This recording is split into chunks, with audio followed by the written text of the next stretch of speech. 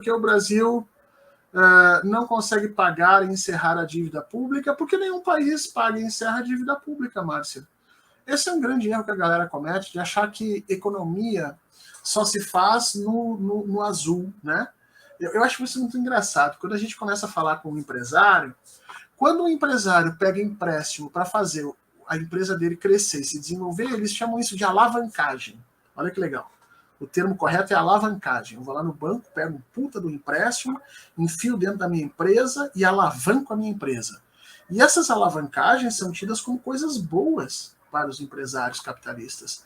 Sem a alavancagem não existe isso. Aliás, o Marx chamou isso de acumulação de capital, né? Lá no início ele chama de acumulação primitiva de capital, e depois ele vai dizer que isso é possível processos de industrialização a partir desse capital acumulado, gerenciado por estruturas bancárias, que é uma espécie dessa alavancagem, né? Então é muito engraçado que quando o empresário faz, é bom. Quando o Estado tenta fazer, aí não é bom. E aí tu vai dizer assim, porque a empresa é uma coisa e o Estado é outra. Ué, mas não são essas mesmas pessoas que dizem que o Estado tem que ser administrado como uma empresa? É estranho, né? O Estado tem que ser empresa quando é para manter o superávit e ele não pode ser empresa em outros momentos, é isso? Então, assim, ninguém paga a sua dívida pública, tá, Márcia? Em nenhum lugar do mundo. O Japão tem uma dívida hoje de 2 vezes, 5 vezes o seu PIB.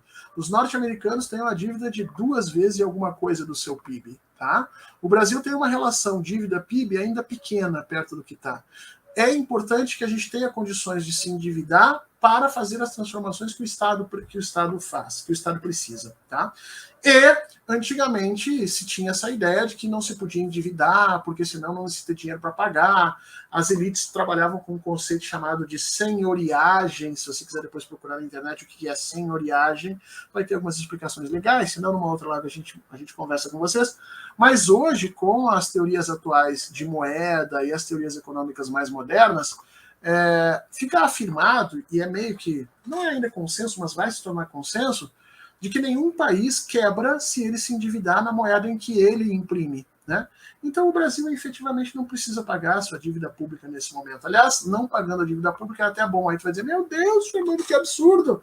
Não, Márcia, não é assim. Pensa o seguinte, a economia é, um lado, empresas e família, do outro lado, o Estado.